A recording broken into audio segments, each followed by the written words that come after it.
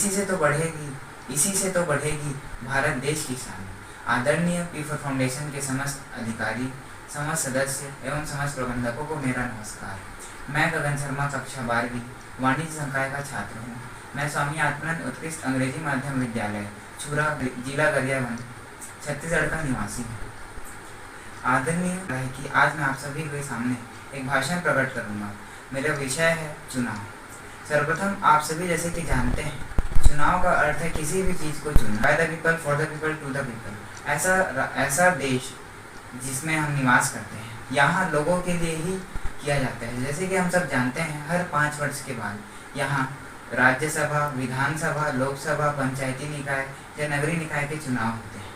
चुनाव में हम अपने पसंदीदा जो प्रतिनिधि होते हैं उनमें से किसी एक को अपना मत का दान करते हैं।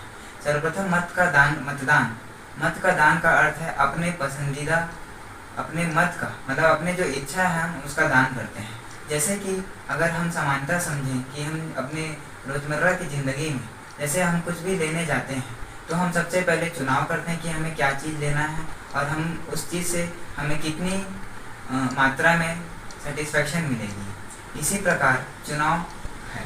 चुनाव जब भी होता है तो हमें चुनाव में बढ़ चढ़कर भाग लेना चाहिए और चुनाव हमेशा निष्पक्ष तरीके से एक ईमानदार, एक कर्तव्यनिष्ठ, एक बहुत ही अच्छे नेता को दिया जाना चाहिए। जैसे कि हम सब जानते हैं चुनाव कई प्रकार के होते हैं। जैसे कि मैं अभी छात्र हूँ तो मेरे स्कूल स्तर में छात्र संघ चुनाव, कॉलेजों में छात्र संघ चुनाव और साथ ही साथ जैसे ही हम आगे बढ़ते जाएंगे तो विधानसभा में विधानसभा सदस्य जैसे कि विधायक, लोकसभा में सांसद, ऐसे आदि विभिन्न चुनावों का आयोजन हमारे देश में होता है। जैसे बहुत बड़े बड़े चुनाव हैं, इनका आयोजन हमारे चुनाव आयोग के द्वारा होता है।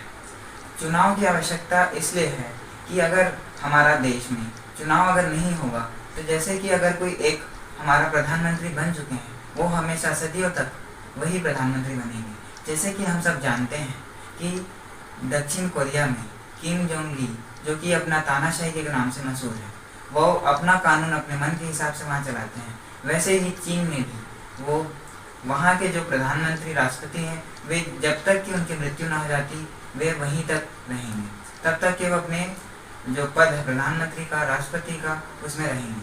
मगर हमारा देश ऐसा नहीं है, यह लोकतांत्रिक है। यहाँ हर 5 वर्ष बाद चुनाव होता है। 5 वर्षों के बाद हमें चुनाव में हिस्सा लेना चाहिए और भारत में जो व्यक्ति 18 वर्ष की उम्र क्रॉस कर लेते हैं, 18 वर्ष की उम्र पार कर लेता है, वह चुनाव में अपने वोट डालने के लिए एक एलिजिबिलिटी क्रॉस कर लेता है, मतलब कि वह काबिल है कि अब वो वोट कर सके। और चुनाव जो है हमारे लिए बहुत आवश्यक चीज़ है। जैसा कि आप सभी जानते ही हैं, एक अच्छा नेता, एक अच्छा जो लीडरशिप करने वाला है, नेतृत्व करता है, उसी के साथ एक अच्छे राष्ट्र की निर्माण होती है। जैसे कि हम छोटे से चुनाव ले लें कि हमारे स्कूल में हम जैसे छात्र संघ चुनाव करते हैं तो सर्वप्रथम अपने कक्षा में कक्षा मॉनिटर बनाते हैं।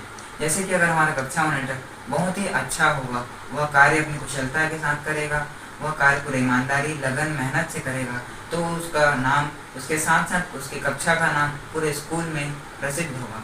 उसी प्रकार जैसे कि हमारे विधायक, हमारे सांसद, हमारे अन्य नेतागण पूरे ईमानदारी, निष्ठापूर्वक, बिना किसी भ्रष्टाचार के, पूरे ईमानदारी के साथ अगर कार्य करेंगे तो हमारा देश अवश्य ही बहुत ही जल्द विश्व का नंबर 1 देश बनेगा।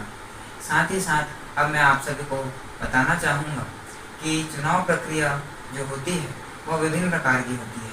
जैसे कि अभी हमने देखा कि छात्र संघ चुनाव, तो छात्र संघ चुनाव में जो बच्चे होते हैं, जो कक्षा में पढ़ते हैं या स्कूल में पढ़ते हैं, वो वोट करते हैं। वैसे ही विधायक चुनाव होता है, उसमें जो एक विधायकी क्षेत्र, विधानसभा क्षेत्र है, उस क्षेत्र के लोग जो 18 वर्ष से ज़्यादा पूर्ण कर चुके होते हैं वे वोट करते हैं। और जैसे कि राज्यसभा सदस्य हैं, तो राज्यसभा सदस्य को हम लोग नहीं कर सकते, आम जनता नहीं करती। राज्यसभा सदस्य के लिए जो सदस्य का जो रेशियो, जो अनुपात बढ़ता है, वह विधानसभा सीटों के आधार पर बढ़ता है। और उसका जो चुनाव होता है वह जो विधायकगण होते हैं वे करते हैं। और साथ ही साथ आपको मैं यह बताना चाहता हूँ कि जो हमारी चुनाव प्रक्रिया है, इसका पूरा आयोजन चुनाव आयोग के द्वारा होता है। आप सभी को यह पहले से ही पता होगा कि हमारा देश 15 अगस्त 1947 को आज़ाद हुआ। जब हमारा देश आज़ाद हुआ तो हमारे पास कोई संविधान नहीं था, तो इसी कारण हमारे देश के नेतागण ने साथ ही साथ वरिष्ठ जनों ने संविधान बनाना चालू किया। जब संविधान बना तो वह तारीख थी 26 नवंबर 1949, जब हमारा संविधान पूर्ण रूप से तैयार हो चुका था, मगर कुछ कारणवश वह उस दिन लागू नहीं हो पाया। वो 26 जनवरी 1950 को लागू हुआ। 26 जनवरी 1950 से भारत एक लोकतांत्रिक देश बन चुका है और हर वर्ष हम इसी चीज़ की खुशी के लिए गणतंत्र दिवस के रूप में इसका आयोजन करते हैं और इसे हर्ष के साथ मनाते हैं। आप सभी को पता ही होगा कि 25 जनवरी को चुनाव आयोग के द्वारा राष्ट्रीय मतदाता दिवस मनाया जाता है। मतदाता का हक है कि वह अपने हक के लिए चुनाव में भाग ले, साथ ही साथ वह चुनाव में अपने पूर्ण हिस्सेदारी करके अपने मनपसंद नेता को चुने। नेता चुनने के लिए कई बार हमारे देश में ऐसा हमने देखा है कि कुछ लोग अपने वोट का ऐसे ही दे देते हैं, कुछ लोग पैसे के नाम से, कुछ लोग अपने रिलेटिव्स के नाम से। हमें ऐसा नहीं करना है।